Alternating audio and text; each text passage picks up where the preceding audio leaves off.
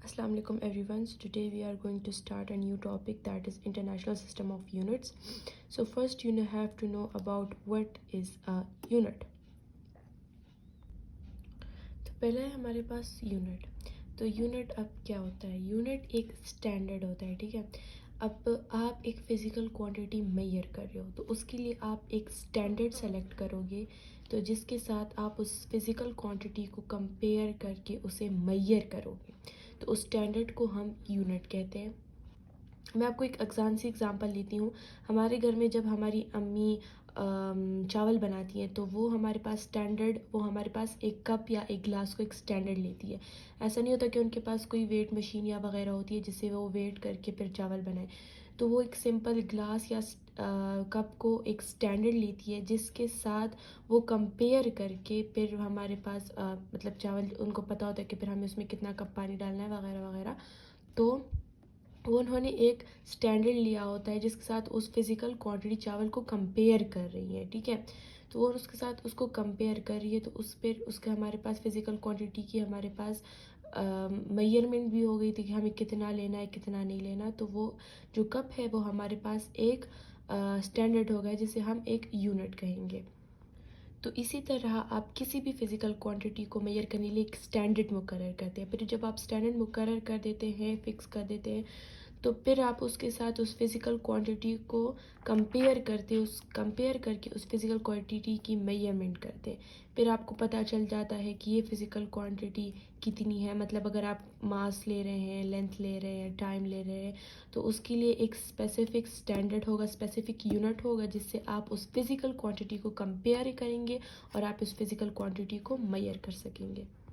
तो इसी तरह वॉल्यूम के लिए हमने एक स्टैंडर्ड मुकर्रर किया, जैसे कि मतलब आप ग्लास ले लें या कप ले लें, जो भी हो, तो आप उस कप या ग्लास के मुताबिक एक कप ले लें, दो कप ले लें. तो ये एक स्टैंडर्ड है जिसके ज़रिए हमने किसी चीज़ को हमने मेजर किया, एक फ़िज़िकल क्वांटिटी को हमने मेजर किया. हमें फ़िज़िकल क्वांटिटी को मेजर करने के लिए एक स्टैंडर्ड बना लिया, ठीक है. उसके साथ हम कंपेयर करके उसे मेजर करते हैं. तो मैं आपको एक आसान सी एग्जांपल दूंगी, लेंथ, ठीक है. लेंथ को मेजर करने के लिए एक फ़िज़िकल क्वांटिटी है जो हमने पिछले लेक्चर में पढ़ी थी. अब इसको मेजर करने के लिए हमें एक स्टैंडर्ड चूज़ करना होगा, यानी यूनिट, ठीक है. आप सबको पता है कि लेंथ का जो यूनिट या जो स्टैंडर्ड है वो हमारे पास है मीटर, ठीक है. अब ये हमारे पास फिज़िकल क्वांटिटी है और ये उसका यूनिट है. तो मैं आपको एक यहाँ पे एक लाइन बना के देती हूँ, ठीक है. फ़र्ज़ कीजिए कि है हमारे पास 8 मीटर की लाइन. ये हमारे पास है 8 मीटर की लाइन, ठीक है. अब ये हमारे पास एक्चुअली ये तो है लेंथ ना, ये हमारे पास लेंथ है, ये एक फ़िज़िकल क्वांटिटी है. अब हमारे पास स्टैंडर्ड जो यूनिट हमने किया है, जब इसको हम फ़िज़िकल क्वांटिटी को हम इस यूनिट के साथ कंपेयर करेंगे, वो हमारे पास 1 मीटर है. तो इसको इसके साथ कंपेयर करके अब ये इसके 8 यूनिट्स है, 1 metre, 2 metre, 3 metre, 4 metre, 5 metre, 6 metre. इसके साथ कंपेयर करके हमें पता चलेगा कि ये लाइन कितनी मीटर है. तो ये लाइन हमारे पास 8 मीटर है. हम इसको इसके साथ कंपेयर करेंगे तो तब हमें पता चलेगा कि ये फिजिकल क्वांटिटी एक्चुअली इसकी मेजरमेंट क्या है, इसकी पैमाइश क्या है. तो इसी तरह हमारे पास हमने एक स्टैंडर्ड सेलेक्ट किया, उसके साथ उसको फिज़िकल क्वांटिटी को कंपेयर किया, तो हमारे पास फिज़िकल क्वांटिटी की मेजरमेंट आ गई कि ये कितनी पैमाइश का है या कितनी मतलब इसकी मेजरमेंट है. किसी भी क्वांटिटी को मेजर करने के लिए सबसे पहले उसका स्टैंडर्ड डिफ़ाइन करते हैं, उसका स्टैंडर्ड चूज़ करते हैं, फिर उसके साथ उसको कंपेयर करते हैं, तब हमें किसी फिज़िकल क्वांटिटी की मेजरमेंट पता चलती है. इसी तरह आप बात करें मास की, तो इसकी बेस्ट एग्ज़ाम्पल मैं आपको देख सकती हूँ कि आप जब बाज़ार में जाते हैं, वेजिटेबल्स या फ्रूट लेते हैं, तो वहाँ पे उन्होंने स्टैंडर्ड्स रखे होते हैं. आयरन के जो स्टोन्स होते हैं 1 kg, 2 kg, 3 kg, तो यहाँ पे उन्होंने एक स्टैंडर्ड रखा होता है, ठीक है.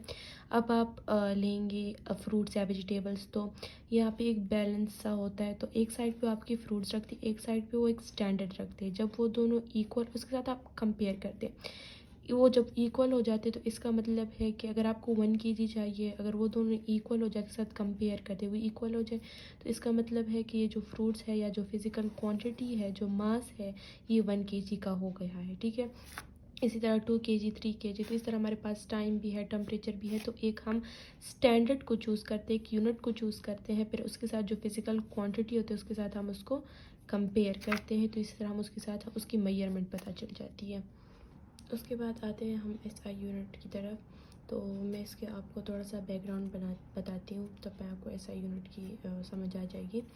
तो 1960 से पहले किसी एक क्वांटिटी के लिए अलग स्टैंडर्ड यूज़ होता था या अलग यूनिट यूज़ होता था।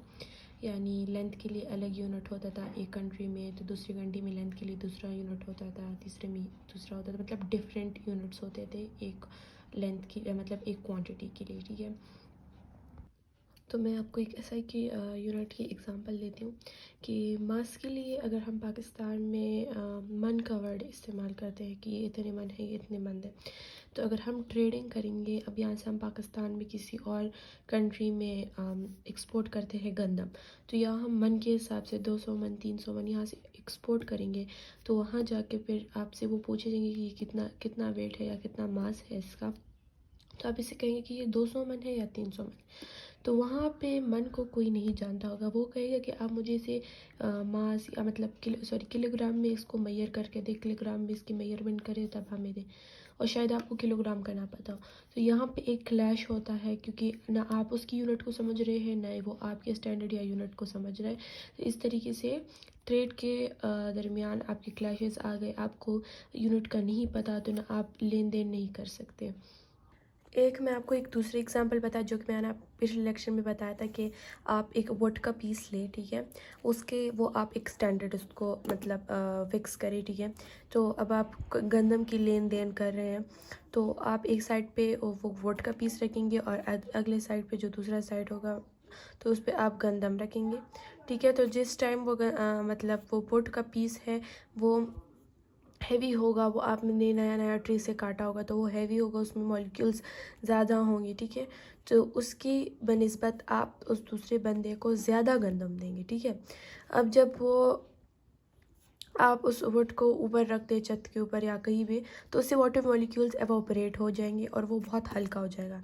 तो जब वो बंदा आपको गंदम वापस करेगा तो वो आपको कम मिकदार में करेगा। तो दिए आपने ज़्यादा लेकिन आपको मिले बहुत कम, ठीक है। तो इसी तरह बहुत सारी प्रॉब्लम्स हैं जो लोग फेस कर रहे थे डेली लाइफ में। तो इसीलिए हमारे पास ये जो फ्रेंच की और कॉन्फ्रेंस है जिसका एब्रीविएशन CGPM है, ये सब मिलकर एक बैठे और इन्होंने कुछ स्टैंडर्ड्स मुकर्रर किए ताकि हमें लेन देन या ट्रेड में, साइंस में, टेक्नोलॉजी में आसानी हो। तो आते हैं हम पर्पस की तरफ। तो जैसे कि मैंने आपको बताया कि 1960 से पहले हमारे पास बहुत से प्रॉब्लम्स होते थे यूनिट से रिलेटेड। तो हमारे पास पेरिस में एक general conference on weight and measurement होती है, जो कि हर 4 साल बाद होती है। तो इसमें हमारे पास एक सेट ऑफ यूनिट्स को उन्होंने मुकर्रर किया, जो कि हम वर्ल्ड वाइड यूज़ कर सकते हैं। तो उसे सिस्टम इंटरनेशनल यूनिट के नाम से जाना जाता है। यहाँ पे है कि international community agreed on a single system, ठीक है। ये सब एक ही सिंगल सिस्टम पे राज़ी हुए, उन्होंने एक मुकर्रर किया जिसमें लेंथ के लिए एक स्पेसिफिक यूनिट है जो कि through out the world use किया जाता है। इस तरह से मास, टाइम, सबके लिए अलग अलग यूनिट है जो कि स्पेसिफिकली पूरी दुनिया में यूज़ किया जाता है। Set of definition and standard units to be use throughout the world, यही बात है जो कि हमने एक स्पेसिफिक यूनिट सेलेक्ट किया और वो थ्रू आउट द वर्ल्ड जिसको यूज़ किया जाता है, जिसके मास और इसका एक अपना स्पेसिफिक यूनिट। SI जो है हमारे पास फ्रेंच वर्ड का एब्रीविएशन जिसके हम सिस्टम में इंटरनेशनली कहते हैं। ये हमारे पास SI किसी इंग्लिश वर्ड की एब्रीविएशन नहीं है, ये हमारे पास फ्रेंच वर्ड की एब्रीविएशन है। इस SI यूनिट का मेन जो हमारे पास पर्पस था वो था trade, expansion of trade, science and technology. जैसे कि मैंने आपको एग्जांपल दी कि पाकिस्तान में मास के लिए अलग यूनिट यूज़ किया जाता है, तो फॉरेन कंट्रीज़ में अलग यूनिट यूज़ किया जाता है। तो इसी तरह ट्रेड जब ऑब्वियसली जब कंट्री है तो उसको दूसरी कंट्री के साथ ट्रेड तो करना होता है। तो इसी तरह ट्रेड में हमारे पास बहुत सी मुश्किलात आती थी, expansion of trade, science and technology. तो इसके लिए ये बहुत इंपॉर्टेंट थी। Need of uniform units and standard, यही बात है कि हमें एक स्पेसिफिक यूनिफॉर्म स्टैंडर्ड चाहिए थी जो हम सब यूज़ करें और सबको इसकी समझ आ सके। Now you use by all scientific communities across the globe, generally use by, अगर आपने नोट किया होगा कि हम लेंथ को सेंटीमीटर में भी करते हैं, फुट में भी करते हैं, बहुत सी और क्वांटिटीज़ हैं जिस तरीके से हम किलोमीटर, मीटर, सब मतलब हर एक फिजिकल क्वांटिटी के लिए बहुत सारे यूनिट्स होते हैं, लेकिन एसआई ने उन्होंने के लिए एक ही यूनिट स्पेसिफाई किया है। अब आप सोच रहे होंगे कि मतलब हम तो फुट में भी करते हैं, मीटर में भी करते हैं, लेंथ को सेंटीमीटर में भी करते हैं, तो ये हमारे पास लोकल जो नेशंस है उसमें यूज़ किए जाते हैं। साइंटिफिकली तो एक है, लेकिन हमारे पास लोकली बहुत सारे, हम उनको लोकली यूज़ करते हैं। जैसे कि अब आप शॉप में जाते हैं तो वहाँ अब भी गज़ का जो कॉन्सेप्ट है वो यूज़ किया जाए, 1 गज़, 2 गज़, 3 गज़, तो ये लोकली यूज़ करते हैं, लेकिन ये हमारे पास ग्लोबली तो इस तरह यूज़ नहीं होते। ग्लोबली हमारे पास मीटर ही होता है लेंथ के लिए।